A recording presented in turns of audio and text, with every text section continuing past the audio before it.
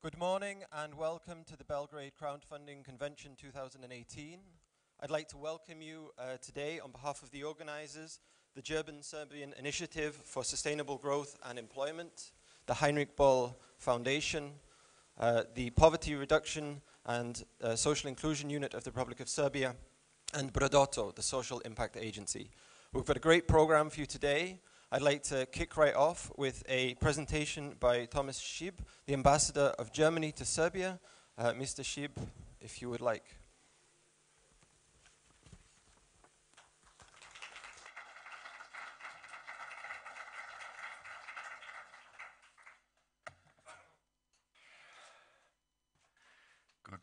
Good morning. Dear Minister Popovic, dear State Secretary Stojanovic, dear State Secretary Wieszek, Excellencies, dear friends and dear partners of the German Embassy, ladies and gentlemen.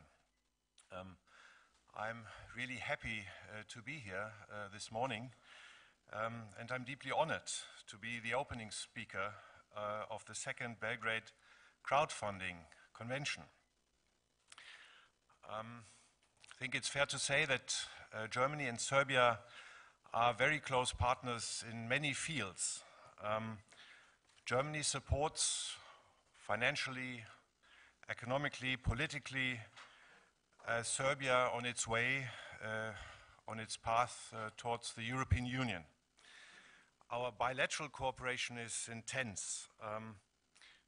Since 2000, Germany has committed more than 1.8 billion euros to Serbia, and I think Germany is the largest bilateral donor.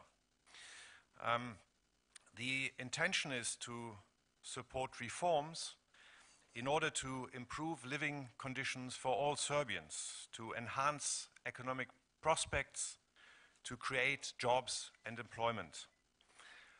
And one of the very kind of important vehicles we have to this effect is the so-called German-Serbian Initiative for Sustainable Growth and Employment. It was founded in May 2015 by then Prime Minister Alexander Vučić and German Minister for Economic Cooperation Gerd Müller. And it has developed into a platform for piloting innovative ideas. For example, the promotion of crowdfunding in Serbia. And since then, quite a lot of headway has been made. In the context or in the framework of this initiative, a study on youth entrepreneurship has been financed last year. And its main finding was that lack of access to finance is a bottleneck for youth entrepreneurship.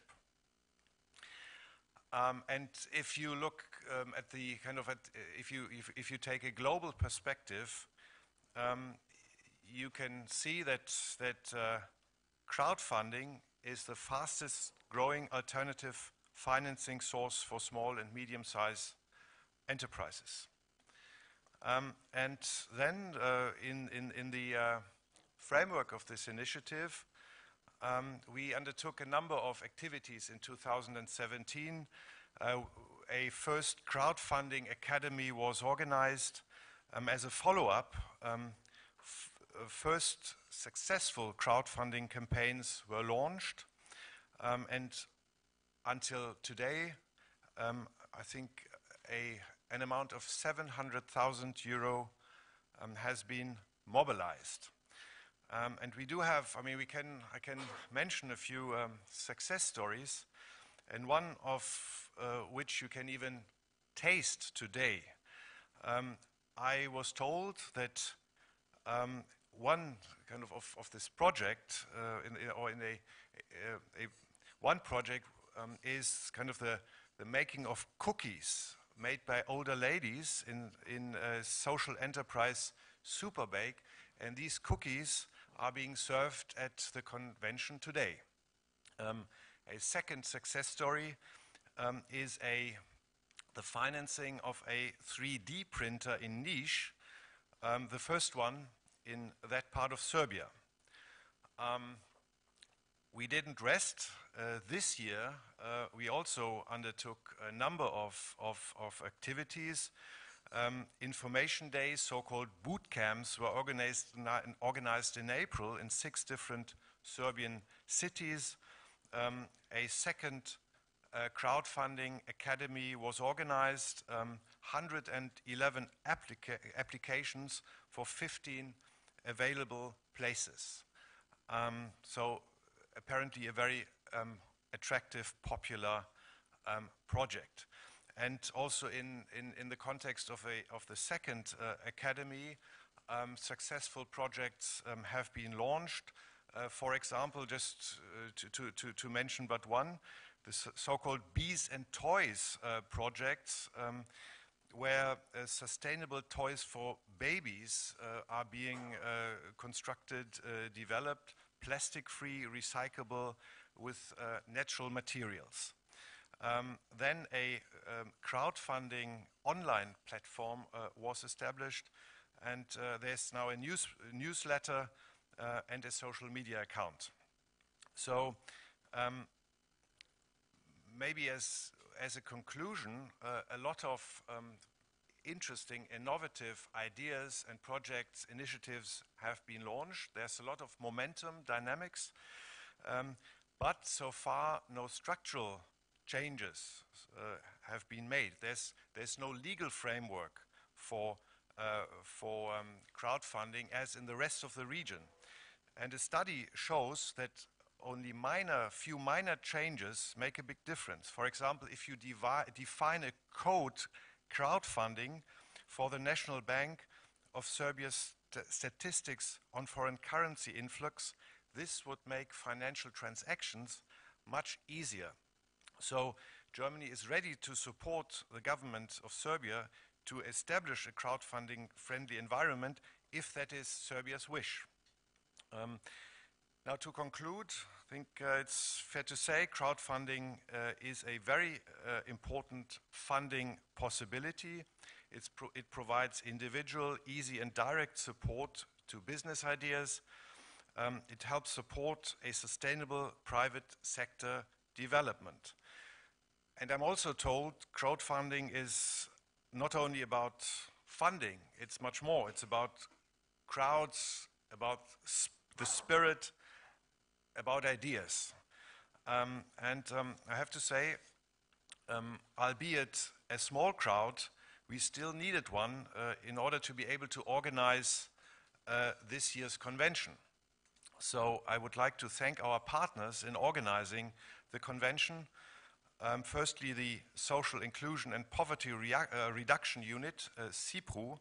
Apparently, of the Serbian government, we've been organizing, cooperating with CIPRU for many years. Secondly, the Heinrich Böll Foundation, which also supported the first convention last year.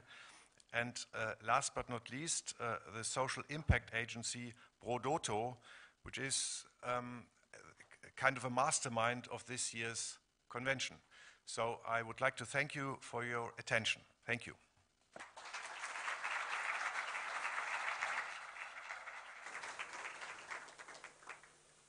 Thank you, Mr. Shib, for your insightful and detailed introduction. I would next like to invite to speak Mr. Nenad Popovic, Minister for Innovation and Technological Development of the Republic of Serbia. Thank you.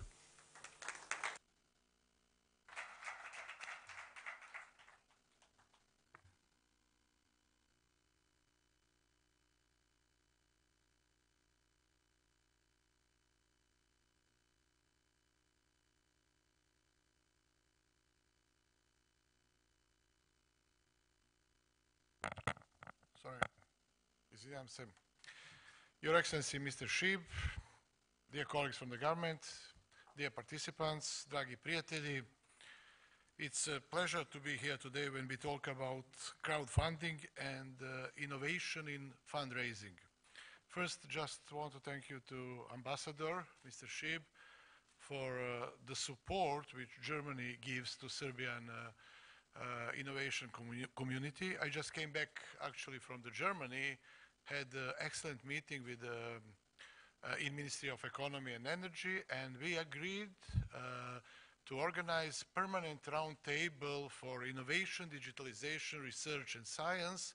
And I'm sure that starting from today, we shall work on that. And thank you for idea to support us concerning the crowdfunding, and I accept immediately your help, and we are ready to start to work on that immediately from today. Crowdfunding is not just about collecting money, but also about building unity and trust within the entrepreneurial community. Often, financing of new, bold, and untested ideas is the biggest challenge for everyone, especially if you don't have savings, so you can quit your job and dedicate to the development of your idea in ways of reaching excellence and going to the market. Government of the Republic of Serbia is supporting innovation and entrepreneurship in many ways. We are developing the most modern infrastructure following global standards in university centers, Novi Sad and Niš. In Belgrade, we already have the scientific and technical park, but also we started from this year to build this innovational infrastructure in the regions. Just recently, 7 days ago, we signed 4 agreements to open a new innovation startup centers in Kruševac, Čačak, Subotica, and Pirot. And that's just a start. We are continuing. We are promoting and working on popularization of innovation and entrepreneurship on every way, and especially we are trying everything to promote as much as possible the women innovational entrepreneurship, because we see that we have a lack of women in the innovational society. Fundraising has been so disreputable that young people most avoid to step into the adventure of starting up an innovational business. However, if you perceive crowdfunding as a search for support of people similar to you who want to be a part of your success and share that feeling, that's encouraging. That's why crowdfunding is different from other investments. It can be seen also as a social innovation, and it has definitely a social dimension. It's about building a trust in belief and success. It's about sharing and empathy, which is the main thing that will be distinguishing people from the robots in decades to come. Actually, algorithms are already known to calculate your return on investment and suggest the trade. But the robots, in the next 10 or 20 years, maybe later it will be possible, in next 10, 20, definitely, they will not be able to share your enthusiasm and belief in your dream. On the other hand, facts and figures have their say, doubtlessly supporting this way to fundraise. Global amount raised by crowdfunding has already reached tens of billions of dollars. The crowdfunding industry is projected to grow to over 300 billions by 2025, just in 7 years. Global average success rate for crowdfunding campaign is fantastic. It's around 50%. And more than 78% of successful campaigns have exceeded their fundraising goal. I think those data are really impressive and just show the way how we need to go in the future. In the life of an entrepreneur, being innovative is not just about bringing a new solution to the market. Being innovative is also about being creative and processes and making your business more competitive, even if your core business is traditional one. If you manage to collect money for food processing, trading or manufacturing business in a different and more efficient way than your competitor, you are an innovator, and you can save your time for business development. Every success story will encourage new people from the funding crowd to try and join the game, funding new promising companies, creating jobs, and fostering the entire economy. It's very important to educate people about opportunities which are open but still unusual in Serbia. That's the way to catch up with the world and to take lead. This means learning from the experience of others, especially from the successful one, sharing best practices and know-how, and how European partners have been supportive in this process. I would like to thank the German government, which is the single biggest bilateral donor and invest in development of competitive economy, also via GIZ, who is supporting this gathering.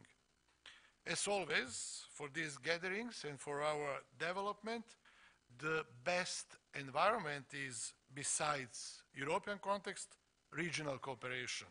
And I'm pleased this conference has this regional perspective. I wish you successful convention and nice time. Thank you very much. Thank you, Mr. Popovic. Thank you, Mr. Popovic. I would now like to invite to the stage Mr. Branimir Stojanovic from the Ministry of Economy. Thank you very much.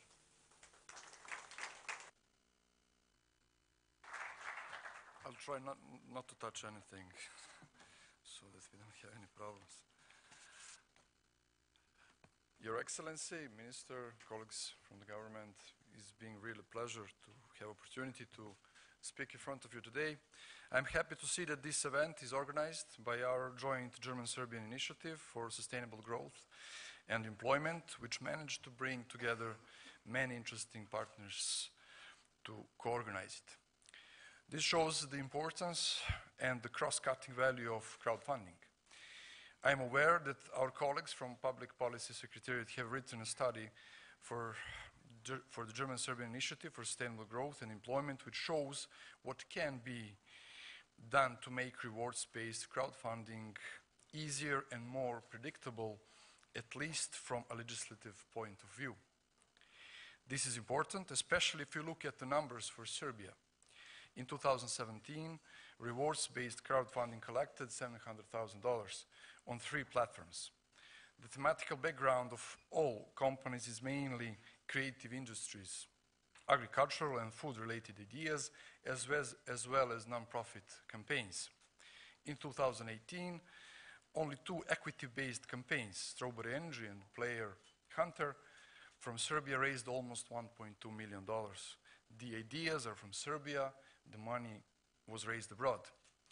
When it comes to equity crowdfunding, looking to our neighbors in the region, only in 2017 in Croatia, this form of crowdfunding collected over $2 million on a platform that is operating in Croatia. I was told that today we will hear representatives on Funderbeam, SEE, as well as from the Belgrade Stock Exchange, their local partner, on this cooperation, and also when we can count on this option in Serbia as well. From the perspective of the Ministry of Economy, we think that it is important to have broad spectrum of different financial options for SMEs, depending on the state of development of the company and the idea at the point where they are. In this regard, the Ministry supports the development of crowdfunding in Serbia. Crowdfunding has the strength to bring on new ideas and projects, which we need like in any other country. Alternative financing as a motor of sustainable growth ideas is becoming of reality, and we want to be part of it. Thank you. Thank you, Mr. Stojanovic. I would now like to invite to the stage Anna Maria Vicek, State Secretary from the Ministry of Education. Thank you very much.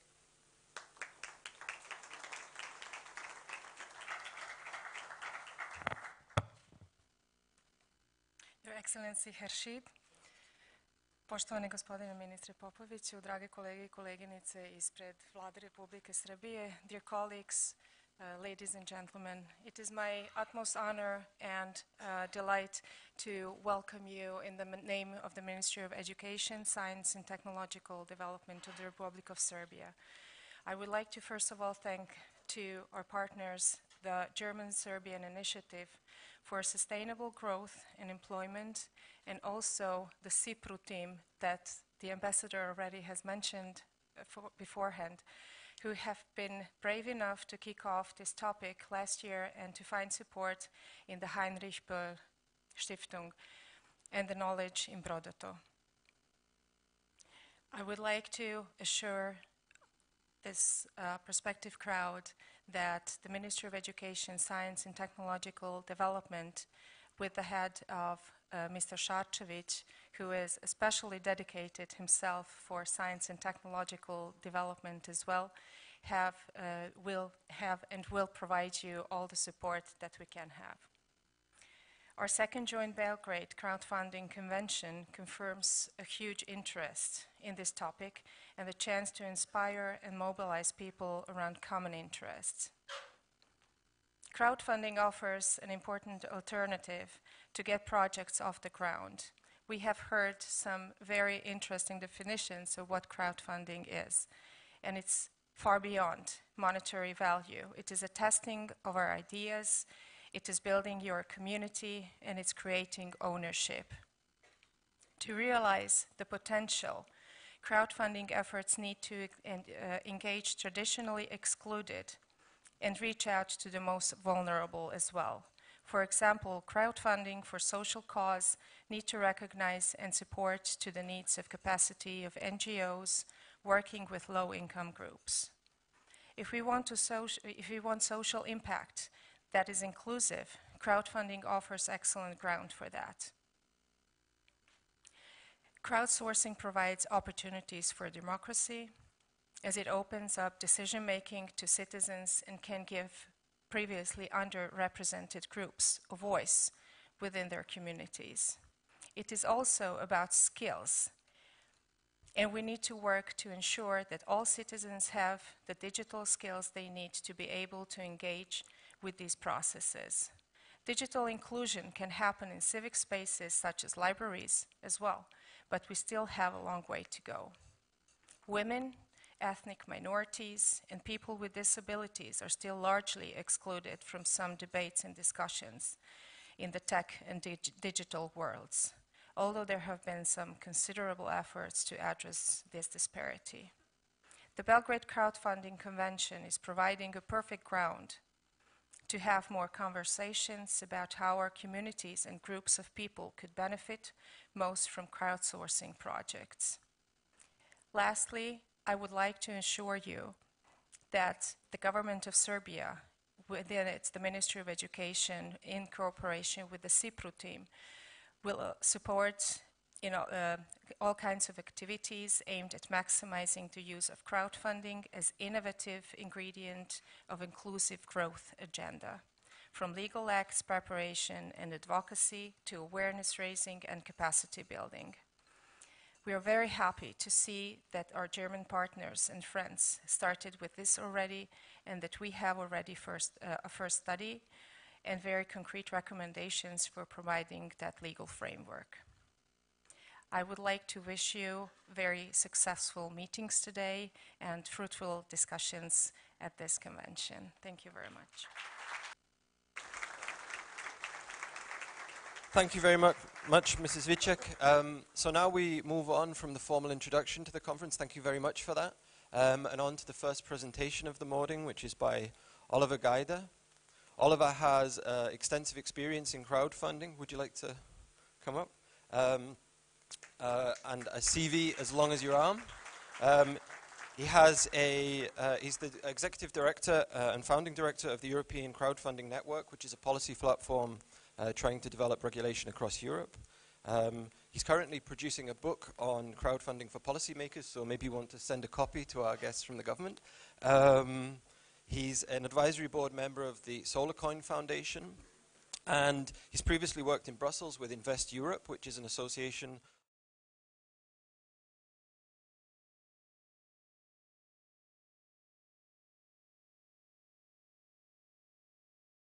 That is a long introduction. You've done lots of things. Hopefully we can hear about all of them. So I'll hand over now to you.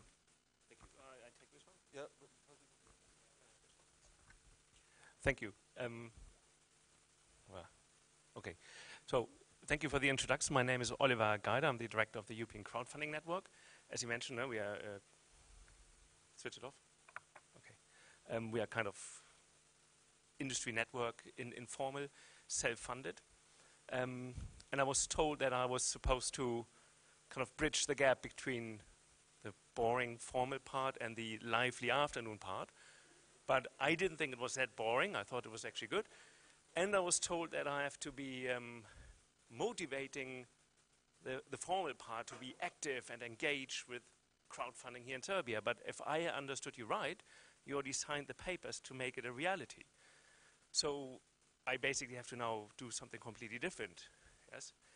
So what I would like to do is to help you on your path, but also the audience, to share some of our experience, what we've done, where we come from, and maybe also look at some developments in other EU member states where it was particularly interesting, maybe the way that they developed a small market. So first of all, we heard a lot of terms like sustainability, inclusion, that are of course on the policy agenda for a long time. This is how we started as well. We started with exactly the same terms. I can send you the white paper we published in 2012, job growth, unemployment, innovation, access to finance for startups, all the same things. These are policy agendas. That's important for the crowd to understand. These are the pain points that policymakers have to deal with. They need to improve the livelihood of people, create jobs, create better working environment, better living environment. And so they attack this if they look at these types of ways. So how can we get people into work? How can we create innovation? So this is how we started the discussion in Brussels in 2012. In 2013, we ran the first European crowdfunding convention. So I'm very happy that is it better like this or better like this? Like this? We ran the first European crowdfunding convention in Vienna. We ran on the 18th of October, and you are invited, the 7th crowdfunding convention in Brussels, where we will discuss the detailed proposal for a harmonized regulation across Europe for security and loan-based crowdfunding. So that is 2013 to 2018, 5 years. In European policy terms, an unheard speed of developing this type of proposals.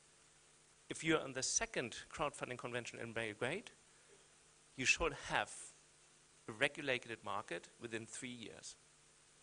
That's, I think, what you should aim for.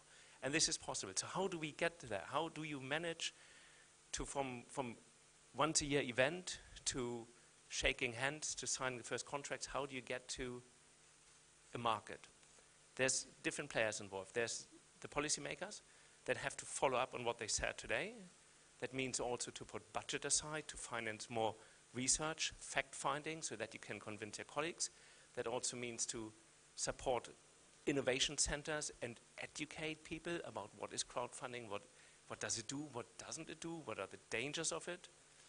And it means to engage with the industry here locally, but also abroad. And for the industry, you mentioned some figures about Serbia. This is, of course, always an interesting thing to look at the market in numbers, in size. There's 1 billion or 2 billion. And this is great for the people that raise the money and start businesses. But please also look, when you analyze the crowdfunding market, at the actors who make up the crowdfunding market. There's crowdfunding platforms, there's advisors, there's legal experts, and they all need to live off this, and they all need to develop a sustainable business. If you look at crowdfunding platforms that are sustainable today, they make revenues of millions a year, individual platforms, millions, because their part that they take out of each transaction is, depending on the model, 3 to 5% after cost. Large crowdfunding platforms that were in the equity space have more than 100 employees. On the lending space, more than 300 employees. These are small banks already. Even on the reward side, the large platforms, mostly US, but also some national ones like Ulule in France or Startnext in Germany, are big organizations. They have tech development teams. They're selling to banks as solutions as white label approach. So this is businesses that need to operate and that need to survive on the market. And 700,000 euros is not a market. Yeah? This needs to be 7 million euros or 25 million euros to really make a dent and have a sustainable industry developed. So Your actions need to have that end goal. Yeah. At the same time, please understand that markets are developing quickly. Yeah. And we hear today already some panels about blockchain. This is, 5 years ago, nobody talked about blockchain apart from in the technology scene. Today, this is a fact. Crowdfunding platforms developing blockchain solutions, and the discussions we have in Brussels about crowdfunding regulations, specifically with the European Parliament, include initial coin offerings. So we very well may have a regulation signed off next year that is not only touching crowdfunding, but also ICOs. So developments in this technology space are fast, and they require policymakers to also adapt quicker. That also means understanding the risks that this brings with it. So let me show you, or let me explain you how some countries approached this phenomenon, crowdfunding. And I won't mention the Germans, I'm afraid, because the Germans are not the most innovative policymakers sometimes. And with the work of crowdfunding, they were, I'd say, a little bit hesitant. It's not in the nature of the Germans. They like to save their money. They don't invest their money. They're not risk takers as such. They like to innovate technology, but they don't like to spend their money on something. The Brits do, the Finns do, the French do. So in France, for example, when the topic of crowdfunding came up, the French Ministry of Finance hosted a local conference just like this in the ministry.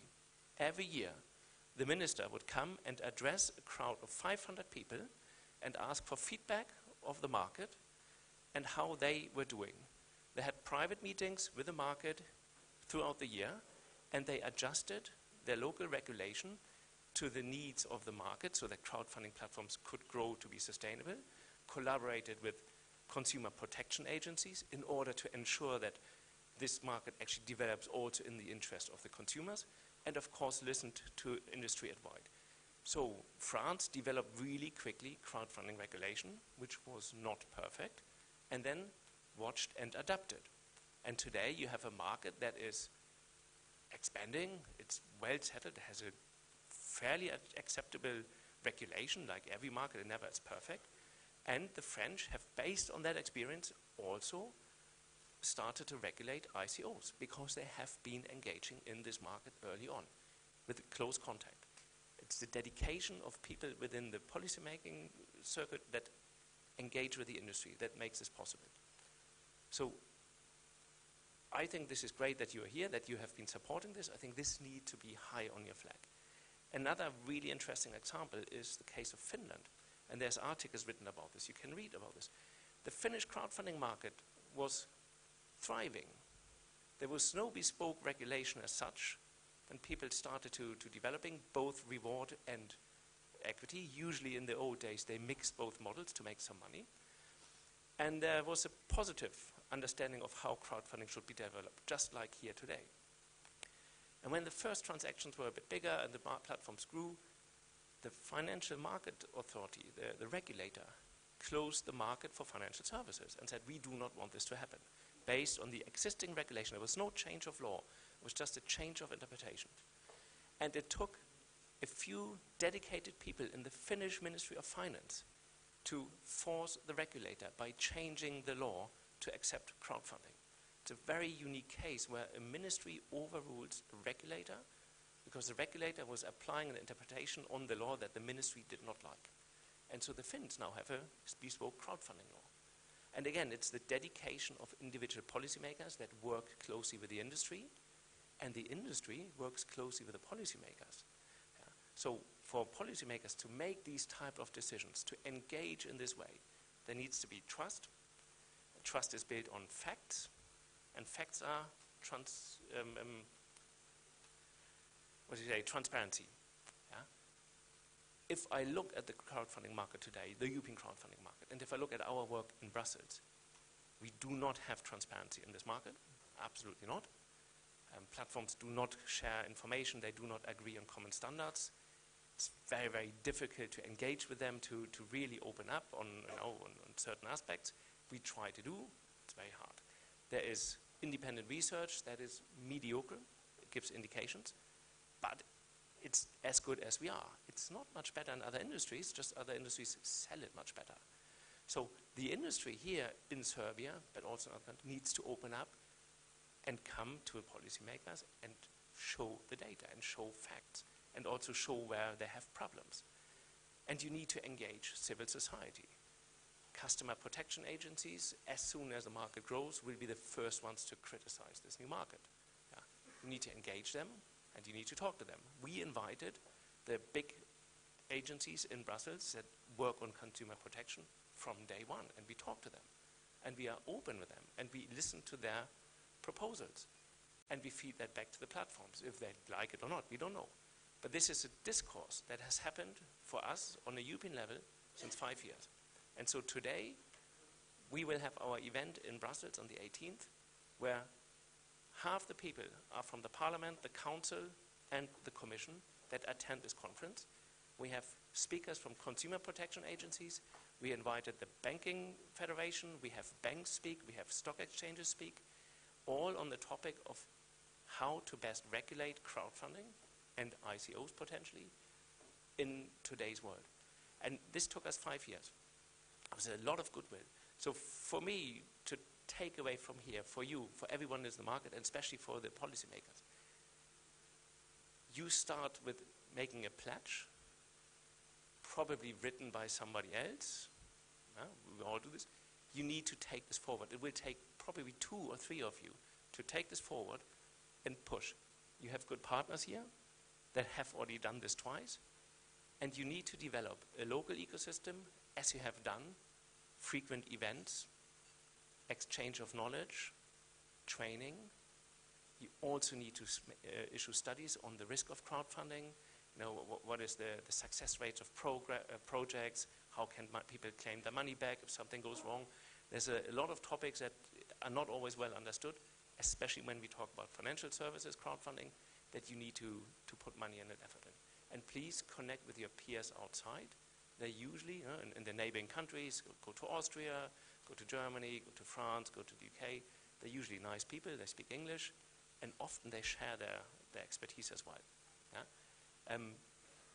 The really good thing is that for the Serbian market, that I believe you are an accession country to the EU, that you hope to join the EU at some point, but you're not quite there yet, and that we have Brexit.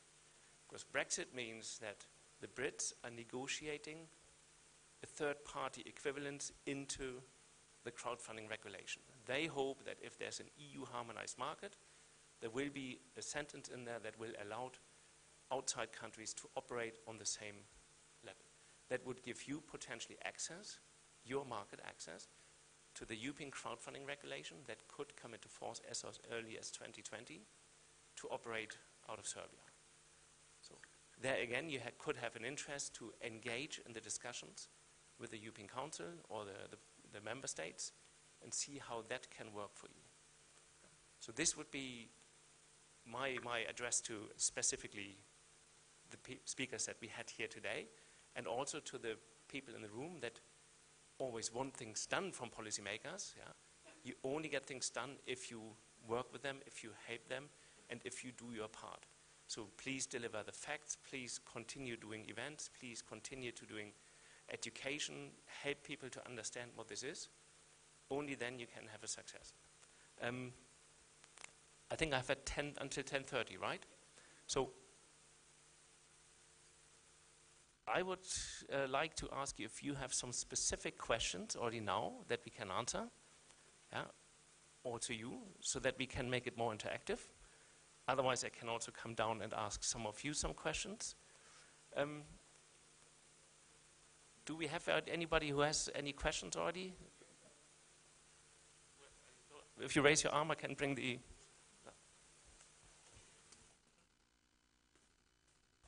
Hi. Pleasure being here. My name is Elmar. I'm usually a little bit shy. But honestly, hearing, maybe I didn't get the point, but when I hear regulation, for crowdfunding, is it really so much important to be so, let's say, it sounds like tough regulation when it comes from Brussels. I mean, the market itself, I think if a platform is a business, has to make money, and if this platform is not attractive, let's say internet platform, because of the fees, charges, dues and so on are too high, I imagine people just don't use it. So this will regulate itself. This platform will not work. And so I don't see the big picture why it has to be big time regulated in terms of consumer protection. What is definitely a valid point. But honestly, looking at the last 12 years, where was consumer protection looking at the banks and regulating the banks? So I get a real itch when I hear this. So no offense, huh? Don't get me wrong. This is my question. Why there needs to be regulation? That's a good question. So there is different types of crowdfunding, and some crowdfunding types don't need regulation. So reward-based crowdfunding, it depends on your local laws and your interpretation of this. It's basically a marketplace where you sell something, a product, before it is produced. I mean, that existed already 50 years ago. Bertelsmann Book Club sold books. You paid money. They sold you books that didn't exist yet. They would print them after you sold them the money. You would take, oh, I want this book. So this is not new. This is a pre-order. You can also pre-order today on Amazon. You go on Amazon and say pre-order, and you get your product in 3 months. So reward-based crowdfunding, when it concerns products or services, is basically commercial business. There doesn't need specific regulation for this. You could argue there has to be consumer protection, but already that exists. It's applicable law. Yeah? You as a customer, you pre-ordered something on a crowdfunding platform. 1 year later, you get your product. You're dissatisfied. I don't know how it is in Serbia, but in Europe, you have the right to return your product and receive the money back. That is a risk many crowdfunders don't understand when they raise 1 million euros in reward-based crowdfunding. Basically, every customer could send the product back and say, I don't like it. I want my money back. Yeah? So these types of protections are in place. They are applicable. For reward-based crowdfunding, at least on the European level, is not a need for regulation. Yeah? Where we see a need for regulation is in the financial markets. And it's not that we need more regulation, it's that we have regulation that exists, which is designed for banks, which is designed for investment funds, and for other financial services, which are not applicable completely to crowdfunding. So you see that platforms operate and should operate under a banking license in Germany, but they actually are not a bank. They don't have assets. They are a marketplace. They transfer money from A to B, and the transfer is usually done through a payment service provider who has a license as a payment service provider. Yet the interpretation of the German regulator is, you are a bank. Yeah? So it's this where we need clarity, and this is what we are doing in Brussels, that we have clarity of how existing regulation, MiFID on the security side, banking laws on the lending side, that they are clarified with regard to platforms that operate in organizing these transactions. We don't need a specific rule for crowdfunding because it's really different. It is the same. We just, instead of having an entity that collects money and saves money and then uses, like a bank, money to pay loans, you have an institution that holds no funds, has no money, and collects money from many people and distributes it to one other person. It's a slightly different concept, and that needs to be adjusted in the law that this is reflected. Yeah. This is important here. I will give you another example, how the discussion of crowdfunding started in Austria. This is 2012.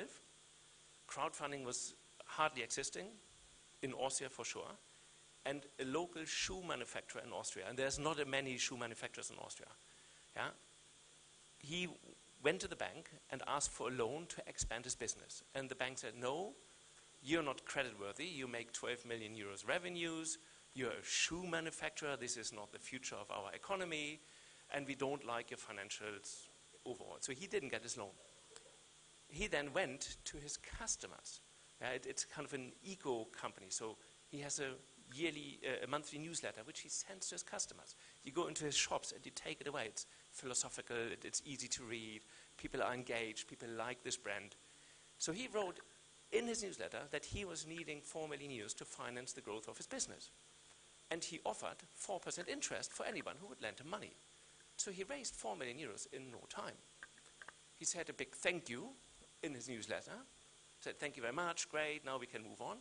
And somehow the conduct authorities, the financial service conduct authorities, got hold of it and sent him a letter that he was either to repay the loan or that he was having to apply for a banking license. And in most countries, for sure in Germany, it would have ended there. The person would have repaid the loan.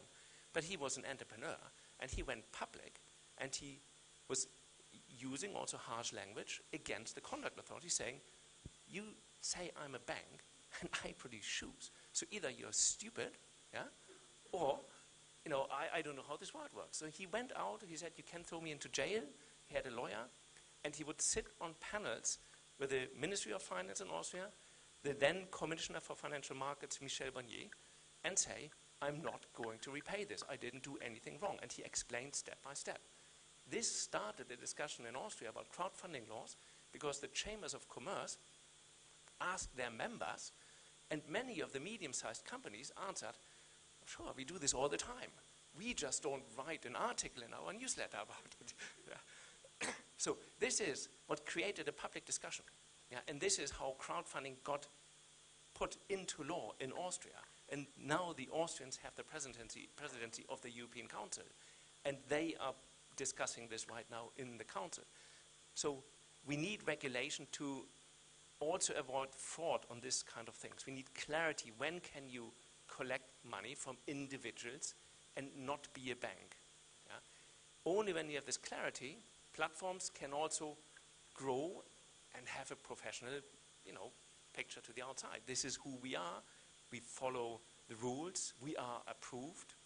So for me, this is very important. I don't know if this answers your question, yeah, but this is clear. Are there any other questions at this time? No? We have a microphone there. Thank you. My name is Luca. I would like to ask you a question about German market because I understood you come from Germany. You said, and I know for a fact that it's true, that German investors are very conservative, but somehow crowdfunding campaigns managed to gather, I think, 500 million so far in June this year. So how did crowdfunding platforms and crowdfunding companies manage to convince investors to invest in such a new, innovative, through such an innovative platform? Thank you. So for the German market specific and also for other markets, each market is different. Each market responds to the needs of their citizens, which are often difficult to understand. The German market started on 10 years ago with the first kind of equity platforms and reward-based platforms. We today have basically one large reward-based platform in Germany that makes quite a good amount of transactions and is sustainable. And we have a few equity-based platforms. The bulk of the money that flows in what is called crowdfunding in Germany goes into real estate transactions, buying property. When I listened to our speakers this morning, we want to support crowdfunding because there's a social element to it and we want to engage. We are not with the property, right? You invest money for a return. But this is what the Germans do. The Germans will give money for 7% return because the bank gives them 1.5%, 7% return. So the biggest crowdfunding platforms in Germany are real estate platforms. They're also the youngest. The lending side is another aspect. So it becomes difficult to distinguish also when we look at the UK, which is a huge market. Yeah? What is crowdfunding? There's a German lending platform, the biggest lending platform is Ox Money. It's doing peer-to-peer lending, you would say. They raise money from individual investors and then give it to SMEs. They also raised €500 million from a Dutch pension fund. So how much of the money that we see is invested is actually from an institution and how much money is from investors. The European Investment Fund is investing through crowdfunding platforms on the lending side. Yeah? The French lending platform Lendix, operating in France, Spain, now Germany and the Netherlands later this year, has raised €200 million with EIF money to invest alongside the crowd. For them, this is a need for scale. Yeah? You can only be sustainable as a business to continue what you're doing if you have money. if a business owner comes to a lending platform or a securities platform or a reward-based platform with an idea, there's a certain urgency to also get the money. Platforms like Lendix operate with medium-sized companies that have revenues of 10 million euros. They just want a short loan quickly. They don't want to go through the bank and wait for 3 months. They go there and they get a loan within 24 hours. And you cannot raise a loan of 1 million euros from a crowd like this over 24 hours. You will take 3 months and then maybe you fail. And so the risk for these types of businesses is too large. And so those platforms now seek capital from large investors to pre-finance everything. Funding Circle pays out loans, syndicates them, and then sells them to the crowd. So they have institutional money, buying the loans, and then syndicating them back. So there's different models and different platforms. Everything kind of is in or around the crowd. You have to be really careful to distinguish this. This is when I say facts are really important and understanding the market is really important. And every country is different there. Yeah. So that's for Germany. And I think innovative business don't get that much money from crowdfunding in Germany. It exists, yeah. It's still in the 15, 20 million or so, but it's not the huge amount that we would have hoped. Yeah. Are there any other questions at this point? Because we are nearly at the break, I think. Yeah. I have one quick question about this pre-financing and what danger there might be to arrive at some kind of subprime bubble where people are bundling up loans that they're giving to other people and that there'll be duff loans in there and that this could cause, again, a financial crisis. Yeah, but this is a different question. That's a question about securitization. We don't really tackle this. But I agree with you. I wouldn't necessarily go that far because they're not yet big enough to really pose a threat. But this is why I think it's important when we talk about regulation or looking what is the market, what should develop. We also understand what shouldn't develop. And so the point of Funding Circle, which is a member of our organization, for many years they were not a member and they wouldn't name the word crowdfunding. Yeah. They had hoped that they could operate under their model with the FCA in the UK. The rules change. Now there's an opening in Europe with new regulation that could allow them move into a market. So of course they will work under this type of regulation if it allows them to circumnavigate other regulation that might be prohibitive otherwise. So I think this is where policymakers need to be clear that whatever they create or whatever they don't create, there's always people that will try to misuse it. Not Funding Circle, yeah. There's other people, but there's also people that will seek out opportunities. So if you look at how platforms have operated over the last few years where we didn't have specific regulation, we have a handful of platforms that are MiFID licensed, so they're MiFID firms. MiFID is a EU regulation for financial market actors. And MiFID allows you to operate all over Europe, in theory. If you apply it, it's different interpretations in every country. Every country has other consumer protection laws that they kind of push in there. So if you're a MiFID licensed firm, basically you can't do anything, but you pay 100,000 euros to get your license. Yeah. So these kind of things are what we try to align.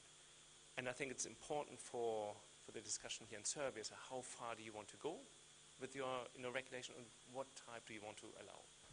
I think we're at the end of the... We are, yes. Thank you very much. It was incredibly detailed and insightful. Thanks very much. So now we're going to go for coffee until 11 o'clock. We're going to start 11 on the dot, so please be back in your seats. One note for all of you recyclers there, please keep your bottles of water until you're finished with them and then put them in the recycling. Thanks very much.